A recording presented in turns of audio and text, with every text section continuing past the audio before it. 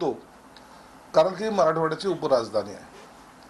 म्हणून आमची जी जबाबदारी आहे ही सीट निवडून आणायची, ती निश्चित आम्ही पार पाडणार आहोत.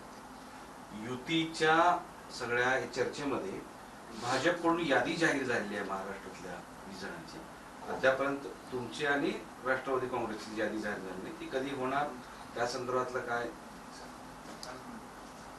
भाजपने त्यांच्याकडे असलेल्या पूर्वीच्या ज्या जागा आहेत त्याच जागेवर 20 ठिकाणी त्यांचे उमेदवार घोषित केलेले आहेत, ज्यामध्ये कोणत्याही प्रकारचा डिस्प्यूट नव्हता. शिवसेनेची आणि राष्ट्रवादीची यादी ही रविवारी किंवा मॅक्झिमम सोमवारी सकाळी प्रसिद्ध केले जाणार आहे.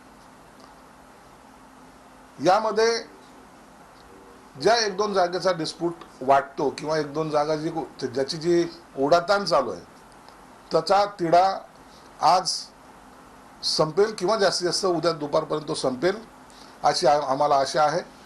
म्हणून रविवारपर्यंत ह्या सर्व उमेदवाराची यादी माननीय मुख्यमंत्री, माननीय उपमुख्यमंत्री दोन्ही हे जाहीर करतील अशी अपेक्षा आहे. कुठल्या जागेमुळं सध्या अडचण झाली आहे किंवा नाही, 1-2 जागा ज्या आहेत, आता बारामतीमध्ये ते शिवतारे अपक्ष म्हणून उभे होते, त्यांना काल मुख्यमंत्र्यांनी बोलून घेतले, त्यांना जे काय बोलायचं त्यांनी ते समज दिलेली आहे. राहिला कोकणातला काही विषय आहे, ह्या अशा 1-2 जागेवरच जास्त भर आम्ही दिलेला आहे. आणि म्हणून तो सर्व ही युती होताना या सगळ्या बाबीची अडचण कुठंच कुणाला येऊ नये, सर्वांनी मिळून या 45+ आकडा कसा पार करता येईल यासाठी प्रयत्न करण्यासाठी, म्हणूनच फक्त थोडासा उशीर हा लागतोय. ज्या जागेचा शिवसेनेकडे डिस्प्यूट नाही त्या जागा घोषणा करायला काय अडचण आहे? असे अडचण काहीच नाहीये, अडचण काहीच नाहीये.